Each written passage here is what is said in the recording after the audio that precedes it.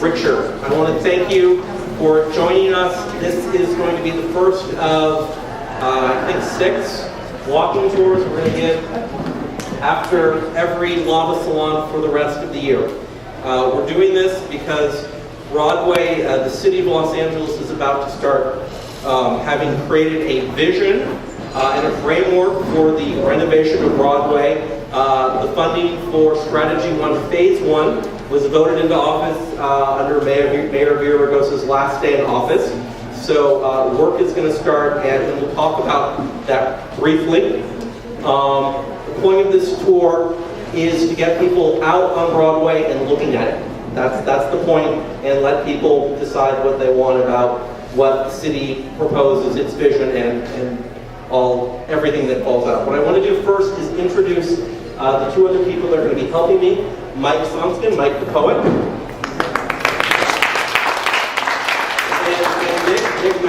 Nick. What I'd love to do is if both of you just respectively introduce yourselves and just a little bit about yourselves, not about what you're going to talk about on this tour, but just about yourselves. So Mike, do you want to get the ball rolling? Hey, good afternoon, everyone. How are you guys? Hey, it's nice to see you guys, and I'm sure like most of you guys, I'm an LA native, 3rd generation LA native. My involvement, I've been doing LA history tours for a long time, since my early 20s, basically since 1997. But much like Richard, I have a personal connection, like Nick as well, to Broadway. My grandfather used to party on the street in the 1930s. It's a true story. And he told me about it, Great Depression, Second World War. So I spent my whole childhood hearing about the streetcars on Broadway. And he liked classic architecture and got me hooked on the movie palaces. And so anyway, like I'm sure many of you guys, I have kind of an emotional attachment, let alone also an academic interest in just historic architecture as well. So I'm a big fan of historic Broadway, and we'd like to do everything in our power to raise awareness around the city and get people more interested, and just bring back Broadway, and bring it back properly. And Richard's going to tell you more about that. I want to hear about you, not just. But anyway, yeah, my name is Mike Salks. You call me Mike the Poet. I'm a 3rd generation LA native, and have a whole bunch of poetry about LA. And it's just nice to see you guys, and I'm looking forward to making some new friends today. And we're going to let's talk about LA. Let's get into it. Perfect. Thank you. Hi, I'm Nick Botonic. My involvement in downtown actually starts in early 1983 when I was a young 26-year-old theater buff, live theater, and I ran into a theater in Factory Place, which is now downtown, the Arts District. Because I grew up in San Fernando Valley. I had no idea what downtown was like until I was in my 20s. Presently, I'm the treasurer of an organization called the Los Angeles Historic Theater Foundation. And we're an organization dedicated to preserving, protecting, sustaining, and restoring historic theaters in Los Angeles and in the surrounding area. And we do occasionally tours. I can't tell you, the next one is in progress. I can't tell you exactly when or where it's going to happen because dealing with theater owners can be, shall we say, a little tricky. Perfect. Wonderful, thank you. Okay, so I want to, as quickly as possible, get out on the street and start walking. Just to keep you up to speed, Nick, you're going to talk about the Palace Theater, which as soon as we walk out the door, we're going to be right there. So maybe the best way for you to start is while we're still up here, and we have amplification and it's quiet. Just, okay. Yeah, just a little. Yeah. But don't talk about features up here, but just maybe a couple minutes just on the Palace before we get out there. Maybe. Perfect. Not this second, but okay, good. And Mike, you're going to talk about the Wurlitzer building, which is on Broadway right at 8th. So we're going to, and I'm going to talk about Hamburger's department store, which is on 8th too. So we're going to walk south. So. Why am I doing this? I'm doing this because you love it. Because I do love Broadway. Okay. I've been interviewing for my podcast Donald Spivak, who is the former Deputy Chief of Operations Policy and former Deputy Chief of Operations and Policy for the Community Redevelopment Agency of Los Angeles. So Donald Spivak has had his hands deeply involved in the redevelopment of downtown Los Angeles since 1982. And I asked him if he had a single sentence, which would only take a minute to read, to start this tour, to get everyone thinking about Broadway and what's happening to Broadway, and then how they can sort of put it into different buckets and chew on it and come up with some ideas. And this is what Donald wrote back to me. He said, the revitalization of Broadway ultimately is going to be with the private property owners, people that own all the buildings on Broadway. But it is the role of public policy, the city, to set the vision, set the stage, and put into a regulatory framework which supports rather than inhibits the revitalization of all the old buildings on Broadway. So the point of this tour is just to get out and look at these really interesting buildings, which are owned by private property owners, and the city does not control. And in these early tours, at least, look at what framework, what parts of the streetscape the city has control over and has already voted to move forward on. And that, for this tour, we're going to talk about curbs and curb extensions and narrowing the lanes of traffic on Broadway and creating these extensions around the curbs and all the crosswalks. So that's what we're going to get into today a bit. The last thing Donald Spivak said in terms of what public policy can do to set the vision for Broadway. Some tools the city already has. Adaptive reuse ordinance. This is an ordinance passed in 1999 for downtown that allows for the rehabilitation of old commercial buildings into residential units. The Orpheum, the Homer Laughlin building, $1 Million Theater, the Metropolitan Theater District, $1 Million building next to it. Broadway. Orpheum is Orpheum residential? Yes. Yes, it is. Yeah, right, Orpheum, residential, okay. Another big tool which has a lot to do with this master streetscape plan that the city formulated in about 2009, I think it did. About 2009, the Broadway Master Streetscape Plan was put into a draft which the CD14 entity Bringing Back Broadway created, which really just heavily drew from the Los Angeles Conservancy's study of Broadway. And in February of this year, the City of Los Angeles Planning Department voted this into being. So this Master Streetscapes Plan, the PDF is on the website, the URL for this tour, you can look at it. Street signage regulation is a big part of this new ordinance. And is Paul still here? Yep. Do you want to just come up and talk for 15 seconds about signage on Broadway you've had a hand in shaping? 12 seconds? 12 seconds, perfect. I'm going to negotiate. You have to ask me. Here's Paul. Paul made the neon sign for Broadway Bar, the Said Moses Bar, which is about a block, 2 blocks south of here. It's water, you can have a sip, a little tea in it. That's not water. It's water and tea. Okay. It's, okay. Do you want to talk? Okay. That's 13 seconds.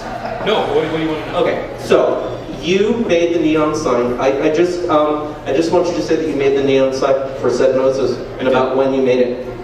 I made it about 10 plus years ago for Broadway Bar, and I don't even know what to say about the permitting on these things. That's okay. Except that the city, one hand does not know what the other one's doing. I told Richard earlier, this is not Los Angeles, it's Hollywood. There's a city ordinance where any sign has to be 9 feet above the sidewalk. Otherwise you can't put it lower than 9 feet, it's illegal. In Hollywood, it has to be lower than 9 feet. Anything above 9 feet is illegal. So you pretty much can't do anything. A sign, anything that sticks out more than 6 inches is legal. Anything that's under 6 inches is illegal.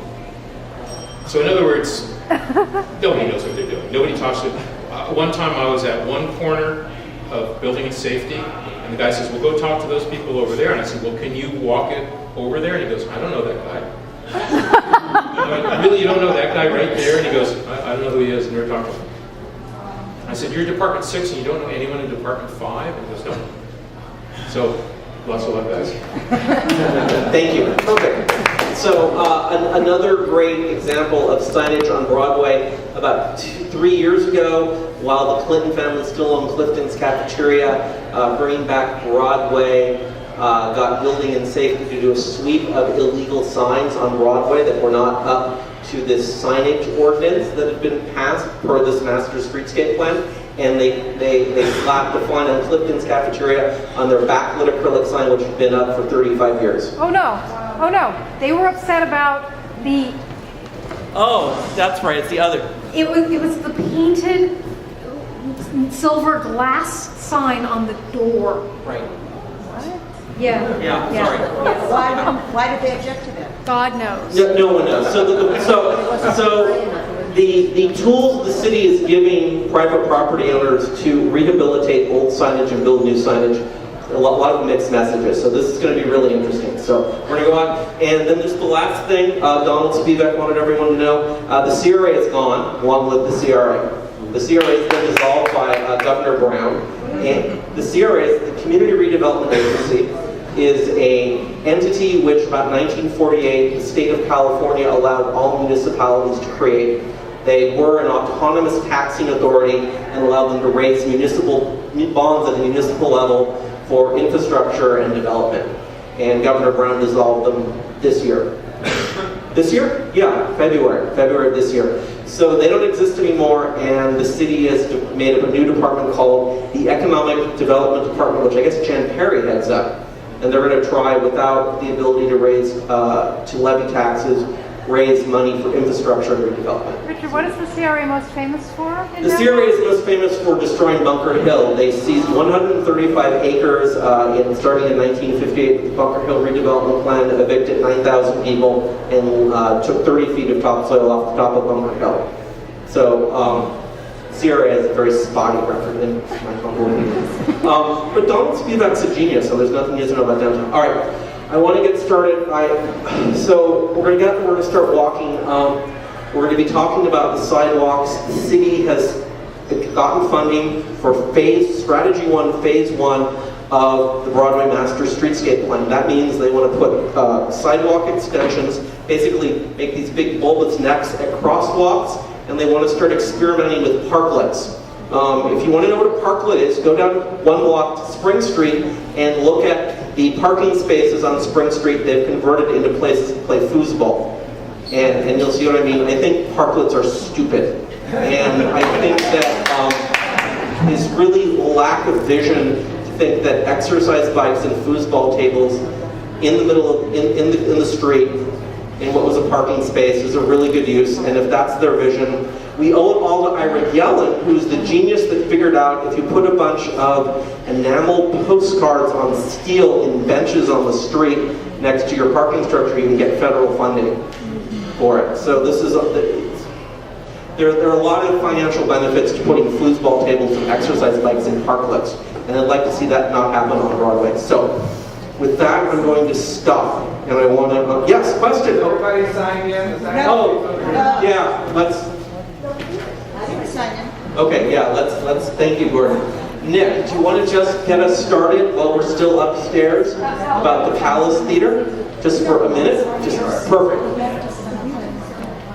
Okay, the Palace Theater is actually the third oldest theater on Broadway, and it was part of the Orpheum circuit. Actually, the Orpheum Theater that we're familiar with now is actually the fourth Orpheum Theater. The Palace was actually the third, and it was preceded by two others. One was on Spring Street, one was on Main Street. The theater was designed by the famous theater architect that you may know, G. Albert Landsberg, who also designed the El Capitan, the Wiltern, the Shrine, the Wonders in Hollywood, and was a big theater designer for the Orpheum circuit, which was the big vaudeville presenter that started in San Francisco in the late 1800s. Perfect. Okay.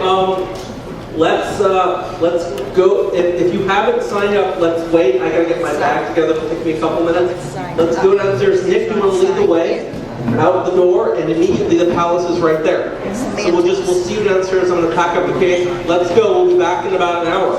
Thank you. I'm glad you're all here. The other two are the Cameo and the Arcade, unfortunately now being used as electronic stores. Several interesting features. Landsberg put in the three four muses of vaudeville. Directly in front, above us, we have comedy, then there's dance, and song and music are on the other side. The marquee is not the original marquee, as you can believe. That was put in the mid-30s. Actually, and I can't show you, but actually the original marquee is still in back of that. But it is cool neon as well as neon plate signs. The theater was originally a vaudeville house, as you can imagine. It was a very popular vaudeville house from 1911 1918, and all the greats, W.C. Fields, performed here. After about 1918, 1919, when movies started getting popular, vaudeville started dying off, and the Orpheum Circuit tried many things throughout the 20s until 1929. They decided to close the theater, lease it to Fox, and it became a movie theater at that point. If you go in the theater, and unfortunately you can't, it's a very intimate theater because as you can imagine, in the early part of the century, electronic amplification was not available. So they had to keep the distance between the stage and the audience fairly short. And this theater is remarkable because the farthest seat you are from the stage is about 70 feet. So for 1,100 seat theater, it is amazingly intimate. It has gone through several renovations. Originally it had, and I wish I could show you pictures, box seats which were typical on the sides of the theater, which are taken out when it was converted to a movie theater. Also, it has a mezzanine and then a very high third balcony called a gallery, which is really, really high, which they closed off, unfortunately, when they made it a movie theater because the angle is just way too steep. It actually was showing movies here until 1994, when Fox West Coast, actually Metropolitan Theaters, stopped showing movies on Broadway. It went on for several iterations. It was an exploitation house. It was a second house during World War II. It showed newsreels. Then it became first-run theater after the 40s and went through some extensive renovations in 1946. It went through some renovations again just 2 years ago, and if you're lucky to see Sunset Boulevard in this theater and last many seats, you're very lucky. It's owned by the Delojani family, which is the same family that owns the Palace and the Broadway. And okay, no rush. Okay, no rush. Okay. Currently, it's used mainly for film shoots. It does have a couple events. The Historic Theater Foundation is currently in progress with somebody you may or may not know to do a show here possibly in December. So keep your eye out for that. We're presently working on that. We have done tours of this theater twice. We may do it again. The Delojani family has spent about $1 million in the last 2 years actually cleaning up this theater quite a bit compared to what it used to look like. You now actually can sit in here and actually have seats that don't fall apart and enjoy a nice show. What else can I say? Oh, this.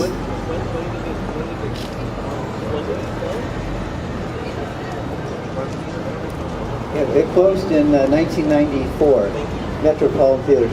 Metropolitan Theaters was an interesting organization. They took over all the downtown theaters from Fox West Coast starting in the late 50s, and they, to their credit, which not a lot of people give them, but I do, they ran movies here into the mid-90s, long after it really made any economic sense to run movies on Broadway. You know, the last big iteration was Spanish language films, which started happening in the 60s. early 70s, and that lasted until home video came out in the early 80s, and then that dried up. And I remember sitting in Orpheum seeing the Deadpool in Spanish subtitles on Friday night with about 6 other people. Very interesting experience. One thing I just want to touch upon that the Theater Foundation is very keen about, but is trying to get the entities to latch into is the concept of having the theaters run under a non-profit venue, because the current issue that we have here is that all these theaters are owned by private entities, capitalists. They like to make money. If they don't see a way that they're going to make the money on something, they're not going to do it. And that's exactly the problem that we have in Broadway. Plus the fact that, like, the people that own the Palace are shopping center people. Same as the guy that owns the Cameo. Fortunately, the Della Johnnies realized that turning the Palace into the Palace swap meet is not a good idea. But the thing that we've always advocated, a good example is White House Square in Cleveland, where 20 years ago they had a historic block similar to this, only they had about 10 theaters. And over the span of about 15 years, they established a non-profit umbrella agency, bought the theaters, and then restored them, and then ran them under a non-profit status, which means that you can run it on a break-even basis, similar to what Glendale does with the Alex Theater. Because really, the only way you're going to make money in a venue like this is run Broadway.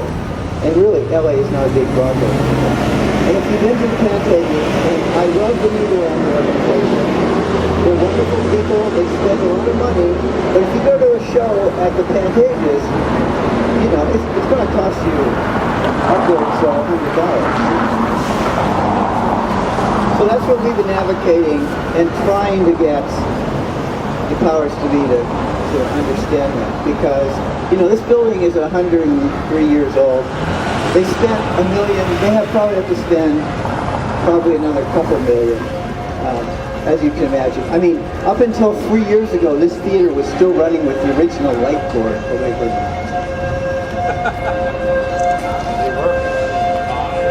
So that's what we need to know.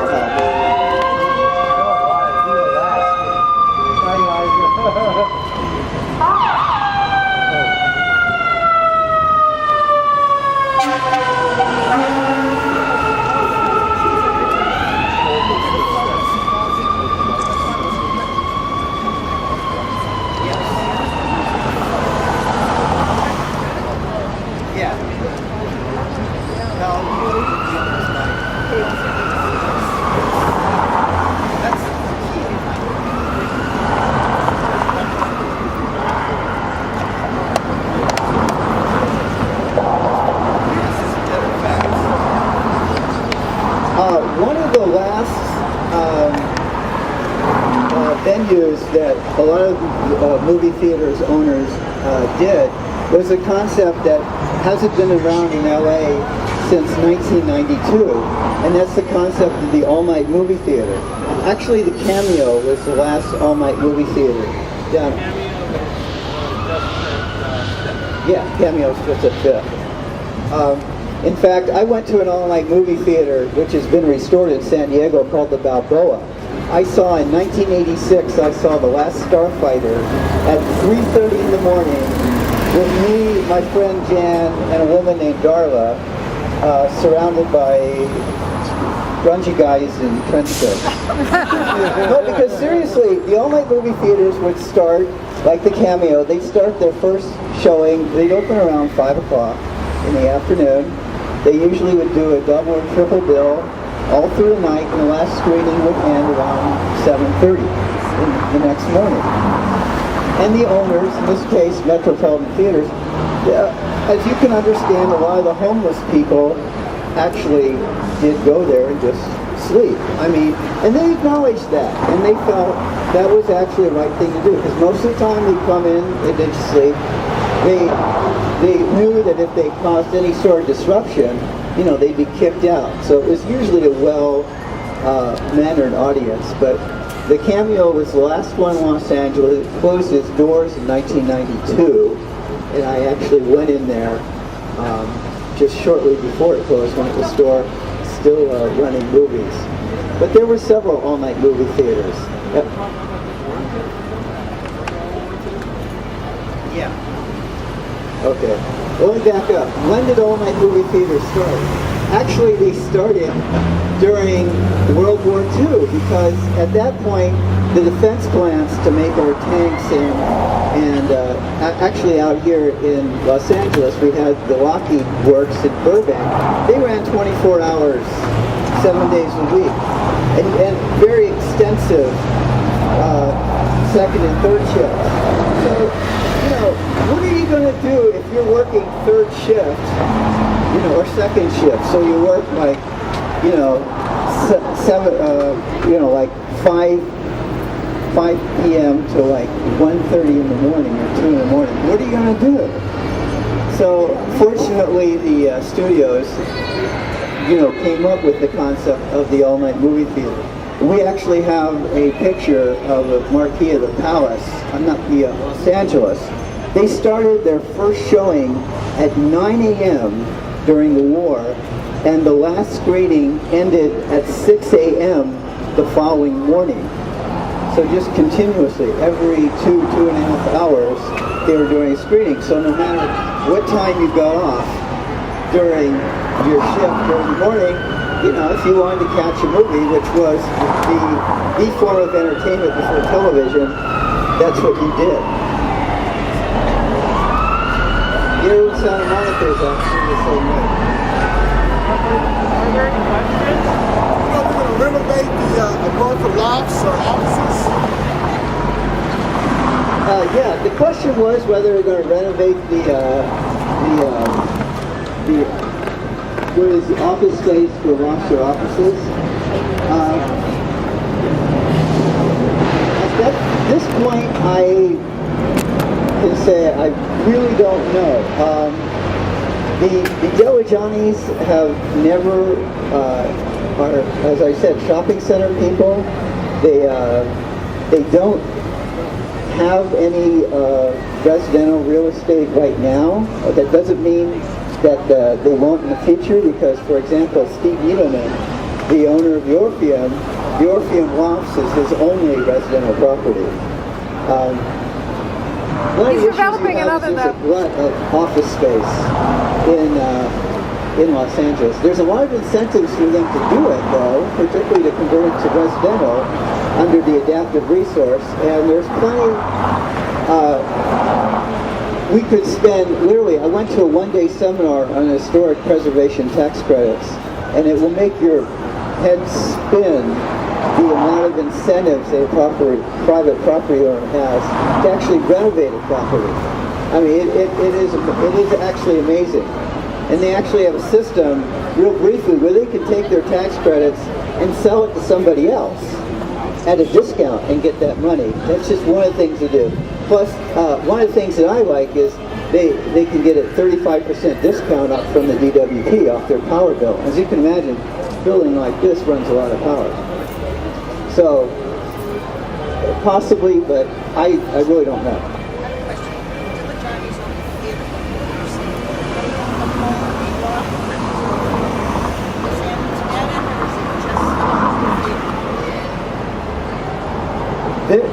As far as I know, this property only they only own this theater and the surrounding buildings. I'm not exactly. They own all, the building extends from the end of Figaro all the way down to the next building, which is the car building. So they own all these storefronts, and that's where they generate their income. Yeah.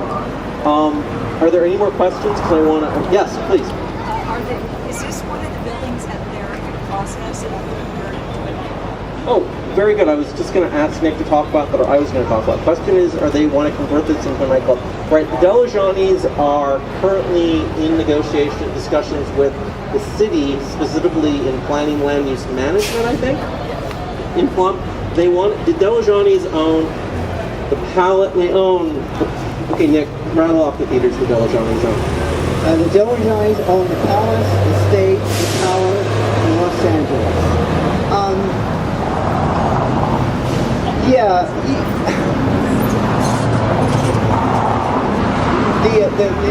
The quote nightclub proposal is it's a long-term thing. From my information, you know, they're always talking with people. There hasn't been anything super concrete. Actually, the theater that would be most likely to be a nightclub conversion, which I think would make a really cool nightclub, it would be the Tower Theater. And I have emphasized, I am not a purist, and neither is the Los Angeles Historic Theater Foundation. I mean, as long as it's not being used as a swap meet, we feel that there are a lot of good uses for theaters besides being a theater. A church is a fine use for a theater as long as they don't paint everything in the interior white, you know, like they did with the $1 Million. The Visionaries, from our understanding, are very much interested in keeping the Palace, the State, and the Los Angeles as performing arts venues of some sorts. Not necessarily movie theaters, but they do see a value in that. The church that is now currently leasing the State, which used to lease $1 million, has bought other property in downtown, and at some point, I think within the next year or two, will be vacating the State Theater. And the Visionaries have expressed interest in putting that back into a movie theater. But a good example of a nightclub conversion, which unfortunately is closed now, is the old Globe Theater, which is at 8th and Broadway, which up until about 2 years ago was a working nightclub. But here's an example. We talked about how the city of Los Angeles, somebody put it, the left hand doesn't know what the right hand is doing. I'll give you a perfect example with the Globe really quickly. The Globe opened in about 2005 as a nightclub, okay? Everything surrounding it was commercial. It's been commercial since, you know, the early 1900s. What happens? Shortly after that, the city gives permission to the owners of the building right next door to it to convert it from commercial to residential lots. So do you see the conflict right now? Yeah, and that caused a lot of problems for a nightclub owner. So now you have a nightclub that's already established a year or two, then all of a sudden, now people are living right next to a nightclub. And you can understand how that can cause a lot of conflict. Plus, as for a matter of record, the city of Los Angeles, particularly the Los Angeles Police Department, really takes a very, very dim view of most nightclubs. It is, believe it or not, it's extremely difficult to open up a club because no matter what type of clientele you think you're going to get. But that's a whole other thing. Okay. Nick, thank you. Everyone please thank Nick. You've done a great job of talking about the Palace and a lot of movie theaters. Movie theaters are a salient aspect of Broadway. But I wanna quickly call some stuff out, other features out. But before I do that, Mike, in order to prepare us for your poem about the Wurlitzer building, we are on the street. Broadway's very kinetic, a lot of motion, a lot of pedestrians. Would you please just recite us a poem in general, just to get us in the mood? Because that's, I think, energy is what Broadway is all about for me. How's everybody? All right. All right, this is a poem titled Who's to Say What Architecture Is? All right, are you ready? Yes. Who's to say what architecture is? Citizens, historians, and the critics. See it for yourself or read the theorists. Drive a truck like Mike Davis. Fortress architecture is geopolitics. Who's to say what architecture is? SciArc or Architectural Digest? Frank Lloyd Wright or Le Corbusier? See it for yourself or read the theorists. Frank Gehry is a deconstructivist. The Bilbao effect attracts tourists. Who's to say what architecture is? Louis Sullivan's function of ornament, jewel box banks and steel skyscrapers. See it for yourself or read the theorists. City knowledge comes from reconnaissance. Walk the streets like Jane Jacobs. Who's to say what architecture is? See it for yourself or read the theorists. LA! All right, you guys, there's a lot more. We're going to start walking south. Yes, yes. Well, we're just one more second. I just want to call one or two things out very quickly. As we start walking, I want everyone to pay attention to a couple of things. Terrazzo, we're about to start walking south. We're going to pass what is currently under renovation, Clifton's cafeteria. We're going to go walk over the terrazzo at Clifton's, which is 1935. Charles Plummer and Welton Beckett designed the terrazzo at Clifton's. Charles Plummer is also the architect of Shaber's Cafeteria, which is the building which now houses Linos de Figaro, where we had the salon. So Charles Plummer is important. So I want everyone to make note of the terrazzo sidewalks. I want everyone to make note of these wonderful leaded glass basement illumination, the basement glass that illuminates the basements. I want everyone to pay attention to the street lights, and I want everyone to pay attention to the manhole covers. One last note. Sidewalks are not protected as historic cultural monuments. So the terrazzo on these sidewalks, there's no way, unless the property owner looks to preserve it, there's no way for the city to protect Clifton's terrazzo or the terrazzo in front of any of the movie theaters with an HCM status, historic cultural monument status, or under an HPOZ, historic preservation overlay. So I want everyone to think about this, and let's start walking up. I'm gonna lead the way, so let me go first, and we're gonna make our way. We'll stop in front of Clifton's, if only to say a prayer for Clifton's.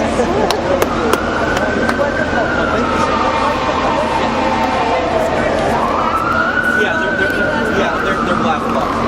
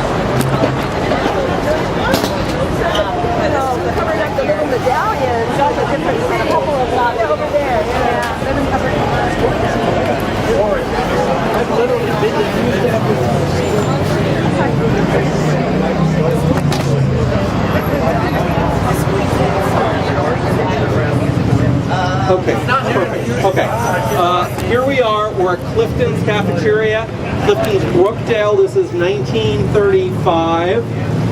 Clifford Clinton opened Pacific South Seas just up on two blocks up on Olive 2 years earlier. So this is terrazzo. The more magnificent part of this terrazzo sidewalk is actually behind this construction wall, plywood. But this is Charles Plummer and Welton Beckett, 1935. Behind it is really interesting terrazzo. So I keep mentioning elements of the streetscape that the city has control over. I'm standing on a curb-painted tour bus loading zone. Clifford Clinton applied to the Department of Transportation in 1936 to put in a tour bus loading zone at this curb, and he got it because he ran his own tour buses out of Clifton's. because so many people came to the restaurant and said, we just got off the train, we're in Los Angeles, who gives good bus tours? And he got tired of referring them, and so they just started running buses out of Clifton's 3 times a day, and this has been a tour bus loading zone since 1936. Wow. And I'm really concerned when I read that the city is going to start tearing up the street and start putting in curb extensions, which means they're going to basically take up this lane right around the sidewalk there at the crosswalk. I'm really concerned, not only because I love the idea of Clifford Clinton as a tour bus operator, but that, you know, a tour bus I charter once a week routinely stops here, or at least used to. I'm really sad at the thought of this tour bus loading zone will go away, if only for its historic significance. So it's little things like that. Just really quickly, I know we have to keep moving. This is the old Hollenbeck building directly in back of me. It's now a parking lot. It was built in 1922, and it became the second building that Mr. Letts built for Bullocks. Okay, the first building was, this is the, yes, Hollenbeck building. This is the second building. Mr. Letts bought this first building in 1920. 1922, he bought the Hollenbeck building, and Bullocks just continued up 7th and around a hill, and that's a whole nother free walking tour. But it's now a parking lot. It's very weird. If everyone sees what the Carl's Jr.'s Hamburger is, that used to be the Hotel Lancashire in 1924. It was modeled after the St. Francis in San Francisco. It had 500 rooms, and it was a beautiful hotel, and it survived through 1988, and then they tore it down and put up a parking lot. The State Theater, which Nick mentioned, a church currently is installed in the State Theater. This beautiful building, kitty corner to us with the rounded corner. That's Reed and Reed, that's 1924. And this was the busiest intersection in Los Angeles up to about 1950. The red car and the yellow car had transfer points here. This is 7th and Broadway. So this is a really important intersection. And where's Perius? Where's Perius? Perius. Yeah, transportation advocates. I'm not a public transit advocate, but when I hear about the Broadway Master Streetscape Plan and them reducing lanes of traffic on Broadway, I get very sad for people who rely on taking the bus, because Broadway is a major transit artery. So when I hear that the city wants to start closing lanes of traffic to make it prettier, I think of all the people that take the bus and what's going to happen to the bus routes. So. Well, I can tell you that Metro has already moved most of the buses that run on this street, Broadway, to Spring. Okay, so they've already and some of the streets. So they're already anticipating the. Yeah. Right. Okay. So Metro's anticipating narrowing the number of lanes available on this street. Yeah, Metro makes changes in its schedules and routes twice a year. Usually the last Sunday of June and the last Sunday of December. And on June 23rd, they moved most of the buses in the street over to. Okay, so this just happened last month. June 23rd. Has there been any impact? Well, some people are complaining because more people want the buses on Broadway. And many of the people who now have to walk over to other streets don't even know why this is happening, because the city hasn't yet made the changes that they're planning. Yeah. So Metro kind of jumped the gun. Just not to take too much time. Here's what they're proposing. Here's what they're proposing. So we talk about narrowing the lanes, or what's euphemistically called a road diet. You see, right now we have 2 lanes going both north and south on Broadway. There's no parking allowed on Broadway. The proposal that they're in the Broadway Streetscape is that it would be narrowed to 3 lanes. You'd have 3 lanes total. 3 lanes total. There would be 2 northbound and 1 southbound, with what they would call bump outs that would go into the street for like the streetcar, and they actually would allow parking on Broadway. So that's the proposal to make it kind of prettier. One of the things that I've proposed that nobody seems to like is just 1 day a month, what they used to do in New York. Let's just close Broadway and make it pedestrian only. Yeah. See how that works. Metro and Jose Huizar's office didn't like my idea of making Broadway completely pedestrian only. Perfect. Cherish, anything to add?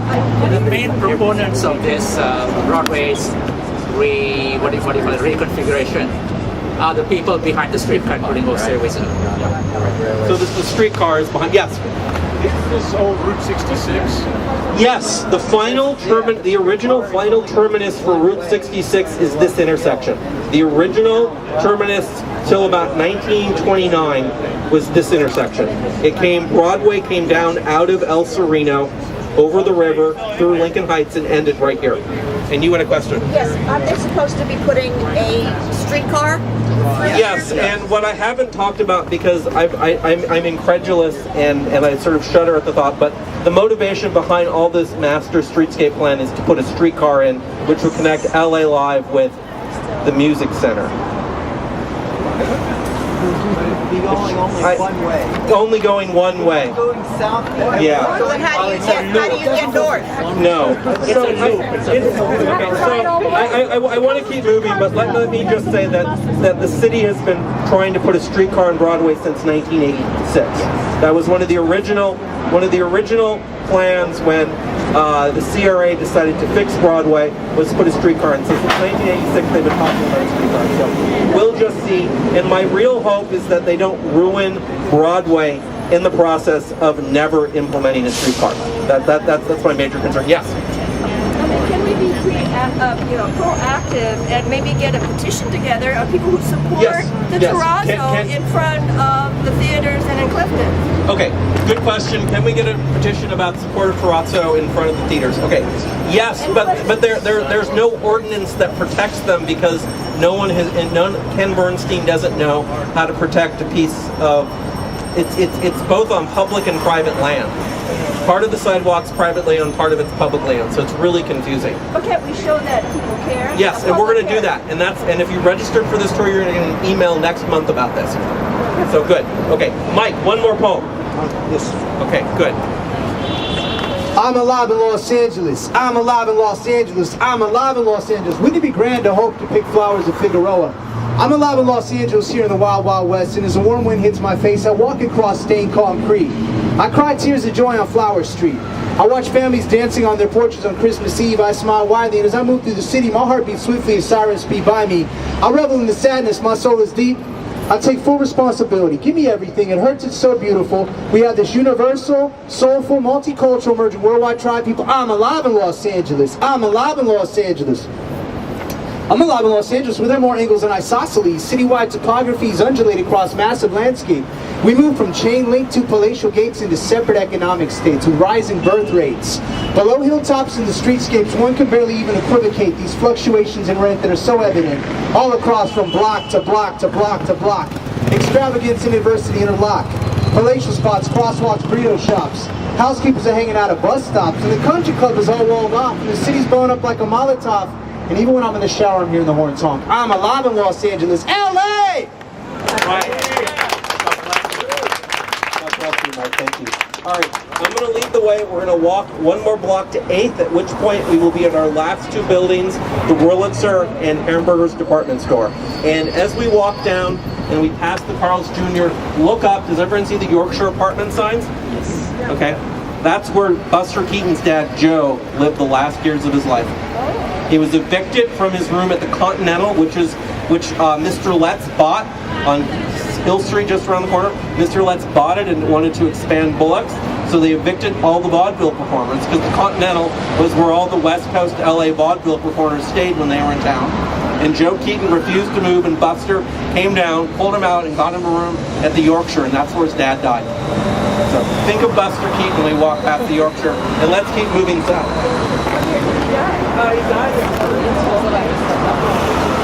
I lived there for 1 night. One night. I paid for a whole month. I managed to get back half a month. There were no cockroaches, but it smelled of I know, but insecticide they used to kill animals. But does it still look old inside, or did they redo it? This was in 2001, and Does it look like a circa 1900 building? Inside? It looked like probably like looked like 1950s. Oh, they redid it. Yeah, I mean, it wasn't totally renovated. Yeah, but it wasn't like But it looked totally. I just came down here about 4 years ago. Nothing distinctive. It's just one of those, you know. It was really good. How big are they? You can make your own omelet the way you want it. It's fairly not expensive. They had a private bathroom, but it was tiny. You know, they managed to fit in the bathroom. I think the bathroom was put in later. It's like those hotels in San Francisco and New York where they show it, you know, bathroom. It's amazing how little space you can squeeze something in.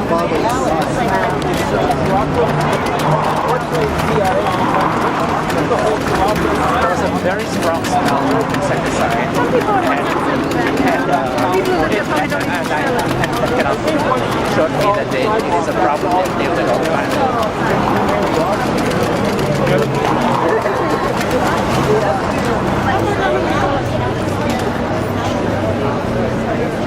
Yeah, I got an email from Richard about this property. It was really nice. Not really fast. So I told them there's some kind of difference in it. Yes, now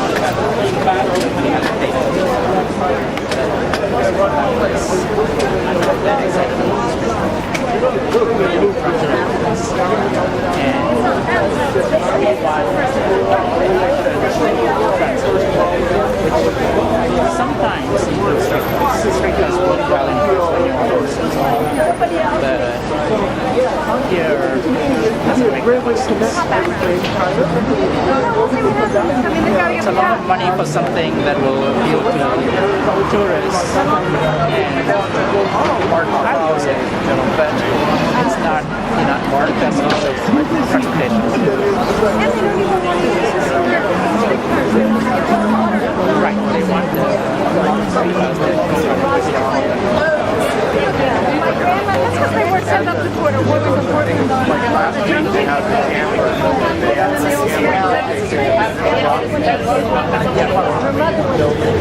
these days we get more, so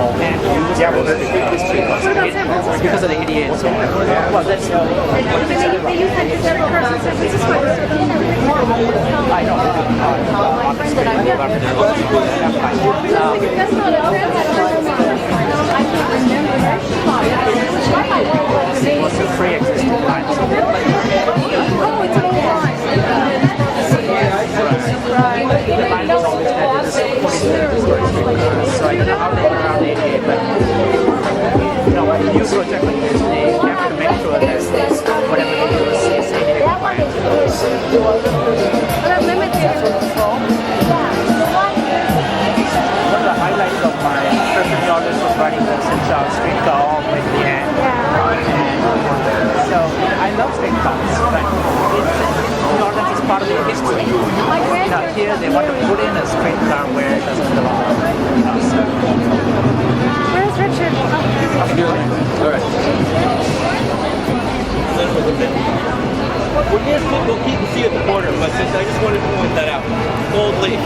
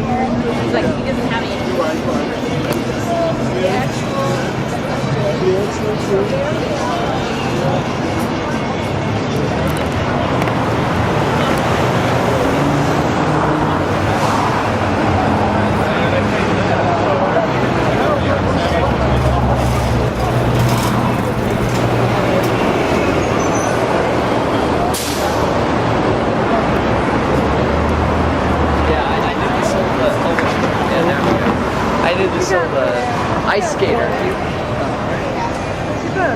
Look, Victor Book of the Opera, 10th edition. It's from like 1938.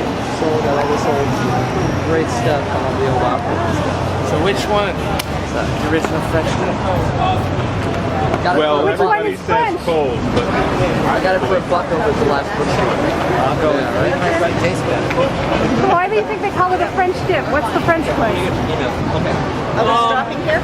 Yeah, this is a good place to stop. Right, that's what I've heard. Perfect. Who I'll knows? talk about It's all hamburgers. mythology. Let me just do hamburgers. Where's Mike? He'll turn up. Did we lose Mike? Thanks, around. I think everyone's farther down there, so let's keep going. Everyone, perfect. Here's the Obiak guy. Yeah. Make sure we leave. Yeah. Yes, thank you.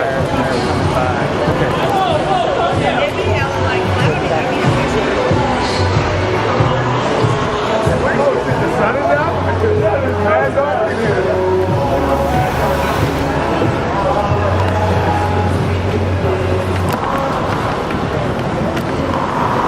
Oh yeah, they're perfect. They're in the shade of the marquee. Smart people. Gentlemen?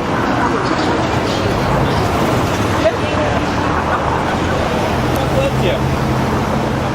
Yeah, let's go stand under the marquee and talk about hamburgers. And we'll let them talk. Just stay across the street.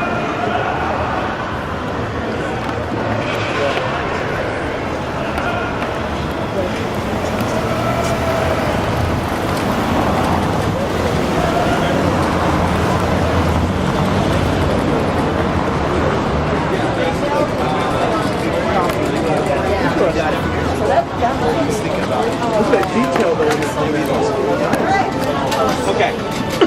I saw them doing this. Set up It's right so here. sad. They just did that. Perfect. We can set up right here. Like, yeah, And then we'll talk about this.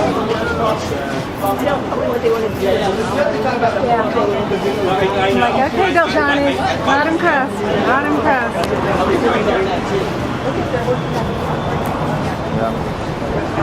They are. Yeah. What Wow. else is the Olympic right here? That's always been very interesting. I'll mention that. Okay. Yeah, there's a lot to see. Well, that's the point. Bring you down here. Yes, there is actually too much to see. We have spent. Gordon, how long was our last tour last year? 4.5 hours. Yeah. Yeah, I think my wife. A lot of ground. Yeah, my wife made me promise that our tours would only take an hour after that. Yeah, let's keep the sidewalk clear. Perfect. Okay. We're just going to wait for these people to cross. Okay, I want to talk about Hamburger's department store. Gordon, could you open this up for me? Just perfect. Can I get that? Okay. Things to know.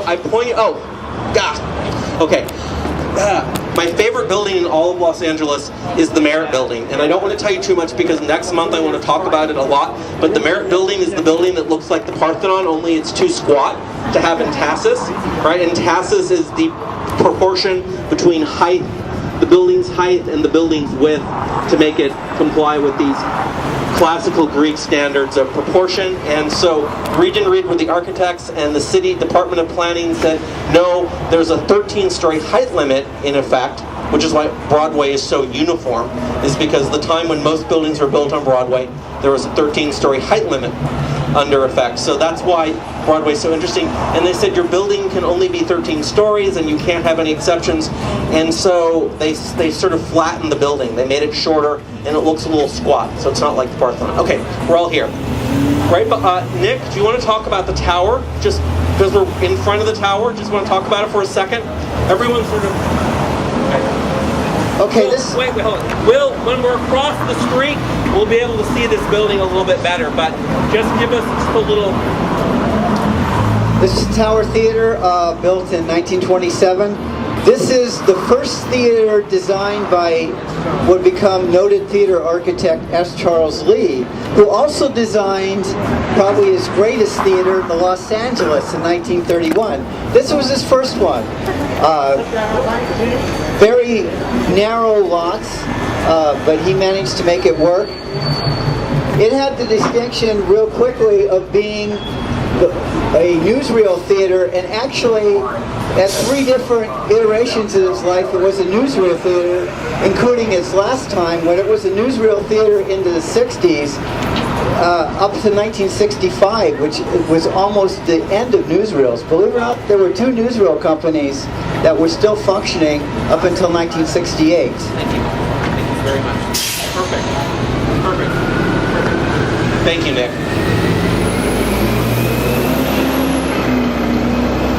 Okay. Thank you. Right behind me is Hamburger's department store. Hamburger's department store was built in 1904. Alfred Rosenheim was the architect. Alfred Rosenheim was a very prominent Jewish architect. He also held the position of arbiter of taste for the city of Los Angeles. If you designed a building, you had to get his approval. So he was sort of like the czar of taste. And he, of course, got into a lot of trouble for taking bribes. But he's an interesting architect. So the Hamburger family built this edifice. The 10-story addition at the very end is 1927, and that's Alex Kurtlet. Kurtlet and Beelman designed a number of buildings up the block at 5th and Broadway. Kurtlet's a very important architect. The May Company was here through the 70s, became the May Company. Started as the People's Store, became Hamburger's. I want to read off a list of departments at Hamburger's department store. Also, first elevator in Los Angeles. Hamburger's. Escalator? Escalator. Did I say elevator? I'm sorry, escalator. First escalator. The first elevator in Los Angeles is 1988. I think the Hotel Nadeau, which is where the Los Angeles... What? 1886. You said 1988. Oh, so did I? Because you're closer. 1888, Hotel Nadeau, First and Spring. Harry Chandler bought the Hotel Nadeau to build the 4th Los Angeles Times building. Where the Los Angeles Times currently is, that's the Hotel Nadeau. That's the first elevator. First escalator is Hamburger's, 1904. Okay. And you can see it. Yes, the escalator is still there. They blocked it off, but you actually, if you go into the ground floor, you can see it. So here's a list of the departments at Hamburger's, and this was taken from 1920. First floor, dinnerware, cut glass, home decor, and lamps. Second floor, soda and candy, cigar, drugstore, and bookshop. Third floor, furniture, pianos, dolls, drapery, and infant wear. Fourth floor, millinery, trimmed hats, cloaks, and French gowns. Fifth floor, silver and jewelry, ladies' room, pictures and art. Sixth floor, shoes, women's and men's. Seventh floor, dentists and manicures. Dentists and manicurists. And the 8th floor was, they had a post office, and they also had a little stationery shop. That's stationery and a post office. So there you go. That was Hamburger's. Was there a restaurant? There must have been a restaurant, and I think it was in the basement.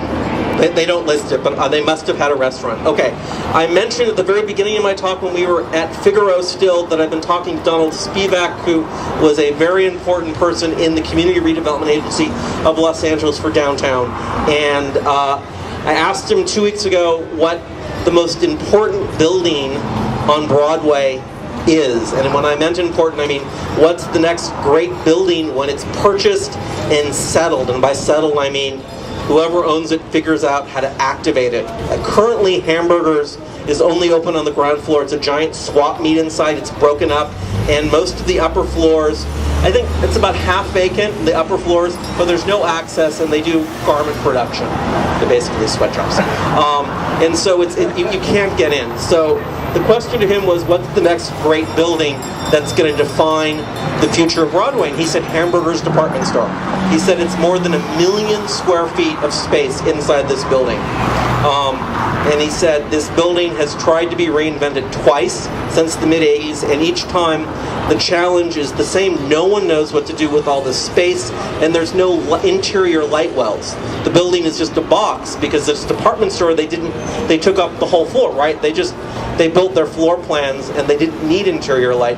But obviously you're going to have, with 1 million square feet of office space, you're going to have 30, 40, 100 tenants, and just the notion of having a box with no ventilation or light is not going to be appealing. So in the late 80s and in the late 90s, developers went to the city and said, we'd like to buy the building, but we'd like permission to cut a giant hole in the center of the building and turn the middle of the building into an atrium. just an open atrium, and the city and the conservancy didn't get behind it, and initial conversations with building and safety were that it would be really, really complicated. So the people that were interested in buying it walked away. But Donald Spivak told me just 2 weeks ago, and as soon as he told me this, it went on the market. This building has been put on the market for $120 million. And Donald's... Anyone? Right. And Donald Spivak has assured me that if the person or entity that buys it is going to make this building work, they're going to cut a giant hole in the middle of it and put in an atrium. And if they do that, that'll make sense, because then you can have a bunch of small shops. So that's my history of hamburgers. Moishe Hamburger, the son, lived at the Los Angeles Athletic Club at 7th and Olive. He moved it in 1912 when they opened, and he lived there through the 40s. And Moishe was a pretty interesting guy. And they got into a big fight with Harry Chandler about open shops and unions. Hamburgers and Harry Chandler didn't see eye to eye on unions. And Moishe felt unions were a good thing, and Harry Chandler didn't like it. And if you want, there were very, very, very interesting protests at Hamburgers. Anyway, if you're interested in Harry Chandler and Moishe's feud, there's some very interesting wars that involve people buying things, and then the moment they're supposed to pay, they walk away. And they had Okay, Mike, let's cross the street, and let's have you recite your poem about the Wurlitzer building. I'm sorry, are there any questions? I'm so sorry. Yes? What year did the department store close? It closed in the 70s. I forgot to write the date down, but it was here through, they had some presence in the 70s, and they closed it up, and it sat vacant. It was called Hamburgers? It became May Company. So it was People's Department Store, Hamburgers, and then it became the May Company. And it changed to the May Company because it changed hands. They sold it, and another family took it over. I think they merged. I think? Don't quote me. Okay, Mike, let's cross the street.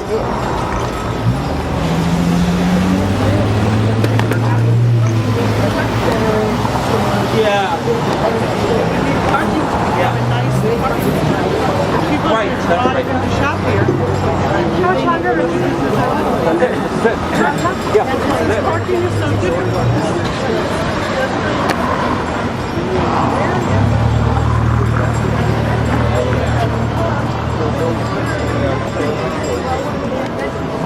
Wondered where I was. Now I know. Yeah, you are here. You are here. I'm not here anymore. You were there.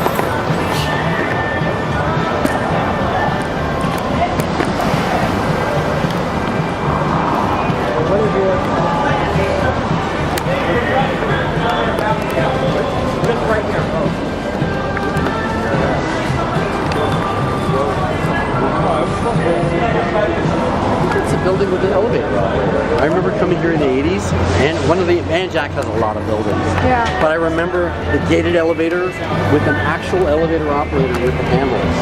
There's still one over in the Bronx shop, You know, 7th Street. and it was an Jack building. I wonder if this is the one. They used to have to go there for work all the time. You know the Bronx shop on 7th? Yeah. Elevator operator. It's really crazy. This I think is one of them because it's an Jack.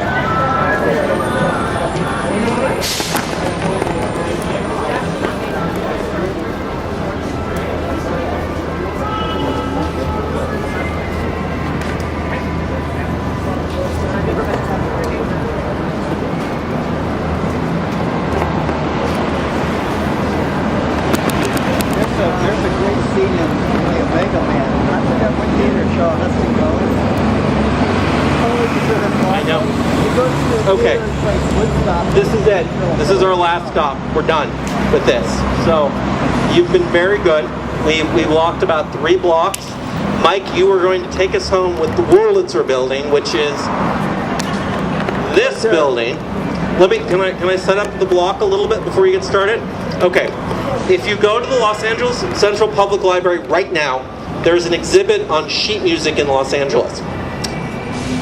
This building, right next to the tower, this is the Southern California Music Company building. It's now the Singer building, 1924. Wurlitzer building is 1926. The Platt building, which is just one building up from the Orpheum, the Platt building is 1928. Southern California Music Company, the Wurlitzer building, and the Platt were all music stores. This was Music Row. If you go to Central Library, in one of their exhibit spaces on sheet music, there is a 10-foot high blow-up of a vista of these buildings from 1930. And it's absolutely gorgeous, and I encourage you to do so. It's really beautiful. So, the only thing, the last thing I want to say about buildings on this tour is these 3 buildings that I've been talking about, Southern California Music Company, the Wurlitzer, and the Platt, they were all built with concert halls on the upper floors. The Southern California Music Company building on the 8th floor had a concert hall called Chickering Hall. Wurlitzer had a concert hall on the 7th floor, and I don't know where the Platt building had its concert hall, but they had one too. I have no idea if they exist still. Absolutely no idea. These are 3 400-room auditoriums meant for recitals because they were music stores, right? They had concerts, and I have no idea what's happened to these spaces. It's a very interesting question. The Platt building is occupied, and the Wurlitzer building's occupied. I've talked to tenants in the Platt building, and they have no idea about a concert hall, and I have no idea about the Singer building. I don't know anyone that works in there. So Mike, I'm going to give it to you, and you're going to read your poem you've written about the Wurlitzer building. I love it. All right, before I do this poem, I'm just going to say a couple quick things. The Wurlitzer building was designed by Walker & Eisen, one of LA's greatest firms. I'm sure a lot of you know, from the Beverly Wilshire, a number of different hotels they've designed. The Fine Arts building, of course, on 7th Street. Before I talk about the Wurlitzer building, recently I met a man who's a 92-year-old poet. His name is Marvin Farber. Really, let me just tell you a cool story about him. This guy was a member, he just got an award for 25 years of distinguished service with the LA Conservancy. But he writes a bunch of poems about LA architecture, and he wrote one about the Ridgefield building, and it's called Art Deco Los Angeles. And it's a dynamite poem, and I might even read his poem in a minute here. But he just told me something. Marvin Farber met the granddaughter of Walker. We're talking about Walker & Eisen. Albert Walker. Albert Walker's granddaughter was a poet. And she's written a poem about the Fine Arts building that Marvin Farber is going to get me. He actually reads the poem. Is she alive? Yes. So he has that in his email, and he's about to email that poem to me. So I was just talking to this man, Marvin Farber, about Walker & Eisen. So anyway, he's going to give me Walker's granddaughter's poem about the Fine Arts building. And he was doing tours from 86 to 2003. The Fine Arts building, 7th just Street. so you know what he's talking about, the Fine Arts building is at 7th and Flower. It is possibly the most important extant piece of commercially produced architectural terracotta and architectural tile in the city of Los Angeles. Walker & Eisen, Batchelder. Ernst Batchelder did the interior, and Laddie McBean did the exterior architectural terracotta. It's 1928, and it's just breathless, and it is open every day from 9 to 6. Dynamite lobby. Amazing. Drop dead. Yeah, this guy Marvin Farber told me that whenever he would read that poem in front of the Fine Arts building, like half his audience would cry because it was written by the granddaughter of the architect. But I'm going to get that poem and I'll be sending it to you.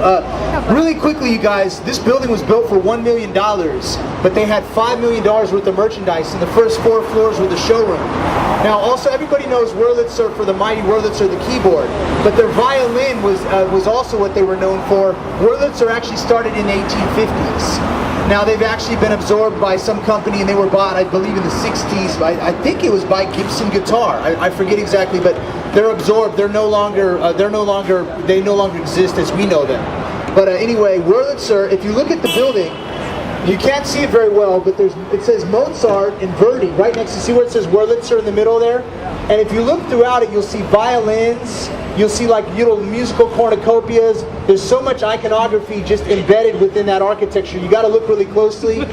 You might have to get the books that have the really better photos. That, you know, there's a couple books that are on downtown that you can see it a little closer, but just amazing iconography.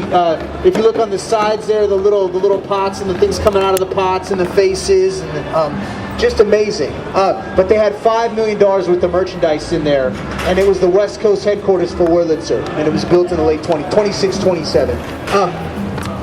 I wrote a poem, what's called an acrostic poem. Acrostic, as you all know, is like an acronym, but this poem spells Wurlitzer down the side of the page. So this is a little bit more of an academic poem, but this is just a short poem. Walker and Eisen designed the Wurlitzer building. Uncanny entablature, a decorative cornucopia, regal columns, violins set back below Mozart, lights bright enough to read after midnight, illuminated architecture, music in the atmosphere, talking machines, silent film and organs in the showroom, zoned into a $5 million musical storefront, electrical decadence, Broadway's elegance, respect the mighty Wurlitzer building. And you guys, I'm just going to do a last thought. Build the bridge, lay down the bricks, fill in the ridges, stack the sticks, feed the fire, consider the cost. Take it up high, the city is ours. LA! Thank you all so much. Mike, I want everyone to thank Mike. He's done a great job. Mike, I've linked to your website on the URL for this walking tour. Nick, I want to thank you. Where's Nick? There's Nick. I've linked to the Historic Theater Foundation for the URL for this walking tour. In passing, I want to point out, while we were still upstairs in Figaro, our friend Paul talked about making the neon sign for said Moses. That's it. Broadway bar. That's his neon sign. The Platt building. So that's the neon sign that Paul built for said Moses about 12 years ago. And that was, in the coming months, we'll get some paper trails on ordinances in the city and design guidelines. And that was the first neon sign put up on Broadway when the city had the notion of controlling what type of signage you could put up. That's it. We're done. The Oviatt ancestor, I need to talk to the Oviatt lady. Kira, I need to talk to you. Don't go away. I want to thank everyone. I'm going to keep this sign-up list not open, but I'm going to use it to let you know about the tour next month and about petitions and notices, and eventually we'll put a mailing list together. We'll put a mailing list together just for people interested in the Broadway Streetscape. We're going to do this tour again next month at the end of the August Salon. We'll walk north. So we'll head north and we'll talk about buildings north of Figaro. Probably we'll talk about Ira Yellen. We'll have to talk about Ira Yellen. Yes. Did you thank him too? I want to thank my lovely wife, Kim. Me And so we are about a little more than 2 blocks south of where we started. We're between 9th and 8th. If you want to see some interesting buildings, walk another block south. You're going to see the Burns building, which you can just make out. Does everyone see the radio tower on the building on the east side? Whoa, thank you. God bless you. Wow. Does everyone see the radio tower on the building? That is an Art Nouveau building. If you walk a block and a half, you'll be standing in front of a building which is in the style of Art Nouveau. It's a giant, it's beautiful. And it's right across the street from the United Artists, which is also Walker and Eisen, 1930. It's a beautiful, they're the United Artists Theater, which has been purchased by Ace Hotel. So there's still some great buildings a block or two down. Get out there. I want to thank all of you for coming. If you have questions, ask them. I need the address from you. Okay. God bless, Godspeed. Have a great rest of your weekend. Thank you.